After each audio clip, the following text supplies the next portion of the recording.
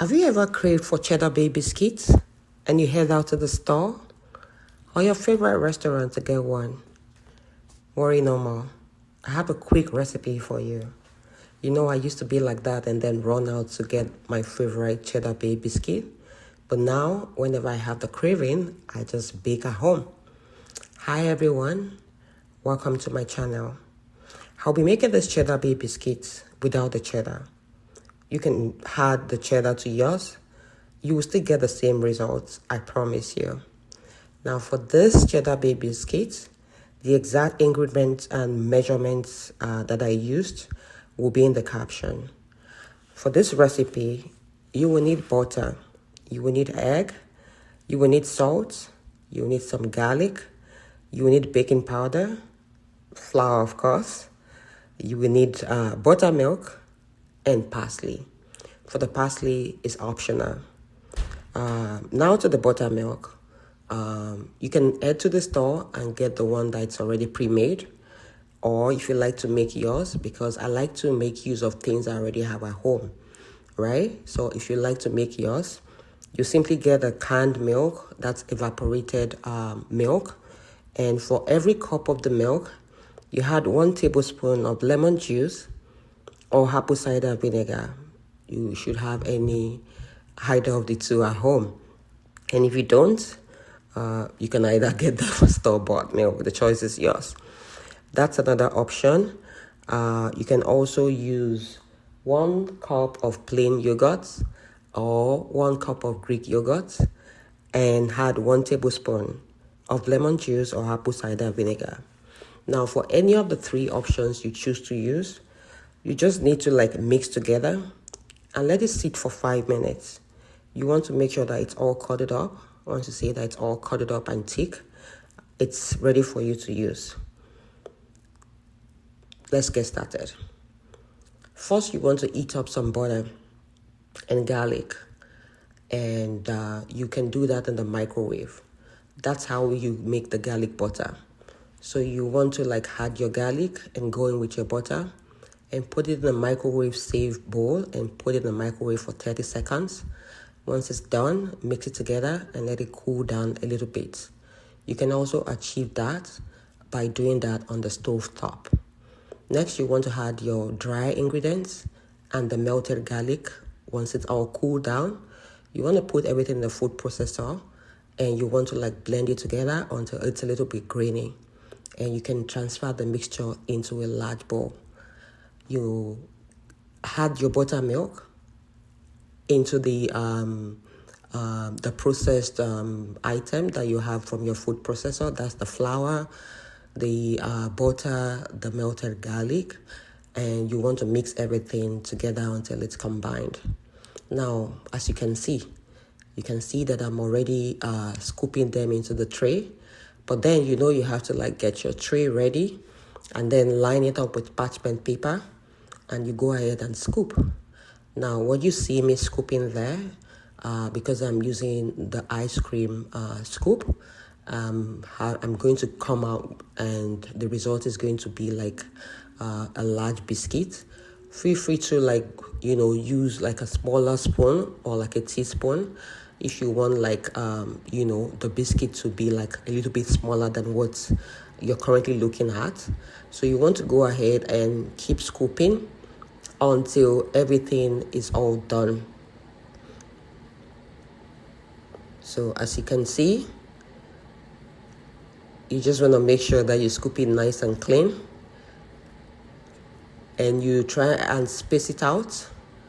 That way the biscuits do not touch each other. Yes, you want to separate them so that once the biscuits is in the oven, they all have their space to nicely bake and all done. So if you do not have a parchment paper, you can also use your tray. But you have to make sure you have to grease it up with a little butter and some flour. But if you have the parchment paper, I will recommend that you use that. So while you have that all done, You want to make sure that your oven is already ramped up to 375 degrees Fahrenheit or 190 degrees Celsius. And while that is done, you can see that I'm already glazing it up with some garlic butter and a little bit of egg. Now, there are two options that you can do. You can just use an egg and then, crack it up, whisk it together and just brush it up lightly, because you just want the biscuit to come up in a, golden, light golden color, right? And if you like garlic so much, you can also add garlic butter.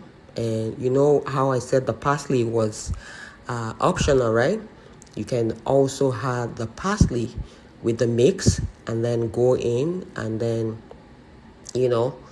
glaze all of the cookies. And you can see that without them being in the oven, the color is already changing. So imagine what you would have when it is all baked up and ready for you to eat. Now, I'm just going to go ahead and continue to brush it up nice and clean. You want to make sure that you do not have excess, stuff, egg and whatever, just in between the cookies. So that's why I'm being careful. And after that is all done, it's going to go in the oven, right? It's going to go in the oven for 20 minutes once the oven is all done. And you want to make sure that you keep an eye. So depending on the oven you use, some oven bake faster than some, electricity oven, right? So depending on what you're using, so if you use a gas oven, you can be sure that in 20 minutes or less, your biscuits are ready. But if you're using the oven that is powered up by electricity, you may want to make sure that after 20 minutes that, it's all done, because it could take maybe like 2 minutes extra or 5 minutes extra. You just have to keep an eye on it. But for this recipe, I used exactly 20 minutes. And this is what you see. It's all done. And because I want the exact taste that I would normally get at my restaurant when I go there, I sprinkled some salt. You have to make sure you put some salt while it is still hot. Once it's cold, the salt will not really stay. So that's what you see me doing, adding some salt. So what I did was to add a bit of salt to a batch of tray, and then the other, I just left it because who knows, it's not everyone that likes salt on their Cheddar Bay biscuits. That was easy, right? I promise you, you can also do this right at home with simple ingredients that you already have at home. I mean, I don't know about you, but I would eat this with some hot cocoa, or eat this with some, nice cold drink, right? It's the summer, right? So the weather is hot, and you can have this for breakfast. You can have this for snack. You can have this for a late night snack. You can have this, to go to the office. If you have kids, you can even bake this for your loved ones, your colleagues, and all that. Now, it's all done. And if you want to keep this for some time, it goes well on, you can just put it in a container that is, that you can close quickly. You can put it there for 24 hours, or you just put it in the fridge. It will last in the fridge for 5 days. Or if you want to save these beauties for, rainy days, you can put them in the freezer by, packing it, in a single layer, and put them straight in the Ziploc, and then put them in the freezer. It will stay in the freezer for at least 3 months. But no, this didn't last for 3 months. I'm just telling you how to keep yours in case you made a very large batch and you just want to store them, and maybe you don't have who's going to eat them or who you're going to gift them, to. Now, it's all done. It was easy, right? Let me know if you'll be trying this, or if you have any questions for me. You can drop your comments. I would be answering them if I see them. And if you like this video, why not give it a thumbs up? Also, you can subscribe to my channel for more exciting and interesting recipes. Thank you for watching. I hope to see you next time. Bye.